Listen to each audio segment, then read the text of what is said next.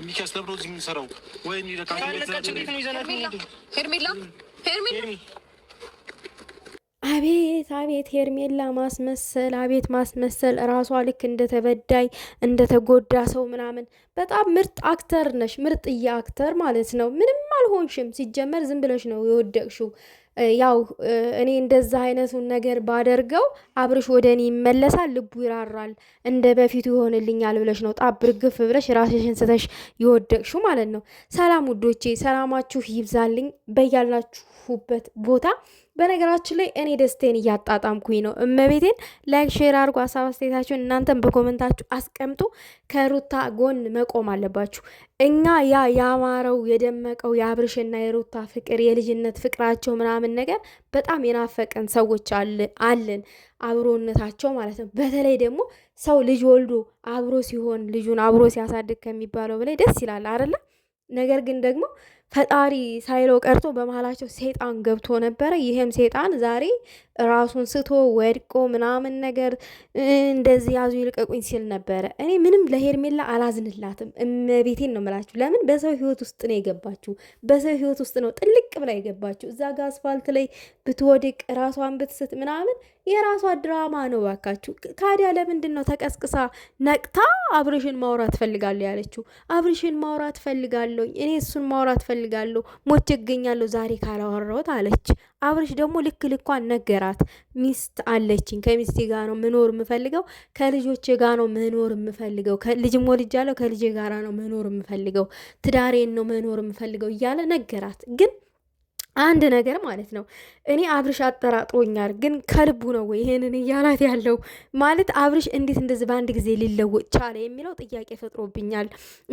ምን መክረውት ነው? እነ ኤፍሬም የሆነ ነገር መክረውታል፣ ወይንም የሆነ ነገር ደግሞ ልብ ገዝቷል፣ በስሏል። እንደዛ ነው እኔ የተረዳሁትኝ እንጂ ሰው በአንድ ጊዜ ተነስቶ እንደዚህ አይልም። ወይንም ሄርሜላ የጠመጠመችው ሴራ ፈርሶ ሊሆን ይችላል፣ ፈጣሪ አፈርሶት ሊሆን ይችላል፣ ጠበልም ገብቶ ተፈውሶም ሊሆን ይችላል። አብርሽ አይታወቅም። እውነቴን ነው የምላችሁ። አንዳንድ ጊዜ እኮ በትዳር ጥሩ ትዳር ስትኖሩ፣ ጥሩ ህይወት ስትኖሩ፣ ጥሩ የፍቅር አጋር ስትኖራችሁ በመሀል ሰይጣን ምን ሰርቶ ይበላል፣ ይበጠብጣችኋል። በመሀል ገብቶ ማለት ነው። ደስተኛ ስትሆኑ ምናምን ነገር አይወድም። እና የተረዳሁትኝ እንደዛ ነገር ነው። ሄርሜላ ምንም መንደፋደፍ አያስፈልግም። አብርሽ ምን ሆነህ ነው? አብርሽ እኔ በአንተ ምንም ጥፋትም ሰራ አልሰራህም፣ ስህተትም ኖረብህ አልኖረብህም ከአንተ ጎን ነኝ አልሽ። ሰው እኮ ማለት ነው ሰውን ትዳር ሊያፋታ ሊያፈርስ ሲመጣ ሰይጣን ምን ያደርጋል መሰለሽ ሄርሜላ? ስተትም ሲኖርበት ስተትም ሳይኖርበት ከነምኑ የማስመሰል ህይወት አለ ለሚኖረው ከነምኑ ስብስብ አድርጎ ይቀርባል። ልክ አንቺ አስመሳይ ስለሆንሽ እነሱን የመለያየት ስራ ስለሆነ እየሰራሻልሽ ለዛ ማለት ነው።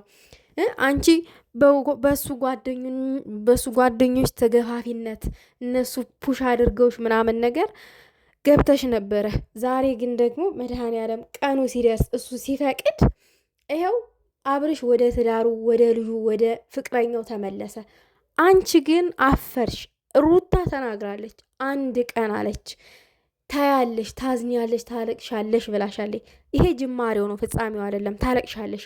ከዚህ በኋላ ይታየኛል አብርሽና ሩታ እመቤቴን ያ በፊት ሲያሳልፉት የነበረው ፍቅር አብሮነት አሁን ከልጃቸው ጋር ደምቀው አብበው ምርጥ የሆነ ጊዜ ሲያሳልፉ እናያለን። የአብርሽን የሩታን አንድነት ስትጠብቁት ስትናፍቁት የነበረ አንድ ሁኑልን ብላችሁ አቅቷችሁ የተለያያችሁ ብዙ አላችሁ፣ የተከፋፈላችሁ ብዙዎቻችሁ አላችሁ። ዛሬ ያ ነገር ደግሞ ወደ ነበሩበት ሲመለሱ እንደምትመለሱ እኔ ተስፋ አለኝ። ምክንያቱም የእናንተ ፍላጎት ያ ስለነበረ ማለት ነው። ነገር ግን ሁሉም በጊዜ ውብ ይሆናል አይደለም? ጊዜው ደግሞ አሁን ነው። አብርሽ ተስተካክሎ እኔ ኤፍሬም ራሱ ያለውን ነገር ነው አብርሽ እየደገመ ሲናገር የነበረው። በኤፍሬም ነበረ ሲመራ የነበረው እና ልክ ነው። ግን በኤፍሬም ብቻ ሊመራ አልቻለም ነበር። ከዚህ በፊት ኤፍሬም ወደ ትዳር ተመለስ ከሩታ አሁን ሲለው እምቢ ብሎ ነበረ። ዛሬ ግን ተሳክቶለታል። ዛሬ ወንድሙን ማዳመጥ ጀምሯል።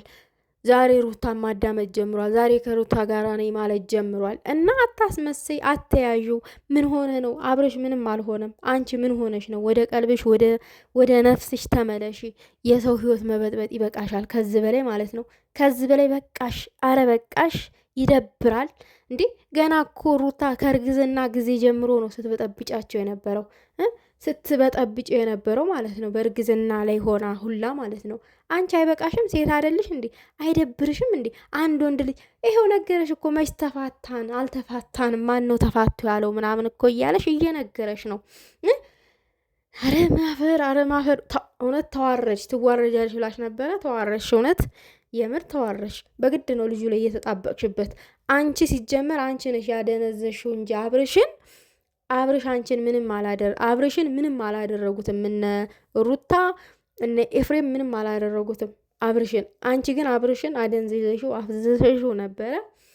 ግን መድኃኔዓለም ደግሞ ሲፈቅድ ሁሉም ነገር በጊዜው ውብ ሆነ። ዛሬ ይሄንን ማስመሰሉን ትተሽ ይሄ እንደታመመ ሰው ራሱን እንደሳተ ሰው ምናምን ድራማሽን ትተሽ ውልቅ በይ፣ የራስሽን ሰው ይዘሽ ኑሪ። ወንድምሽ እኮ እየነገረሽ ነው። ወደፊት የሚኖሩትን ህይወት ሊያሳዩሽ ነው።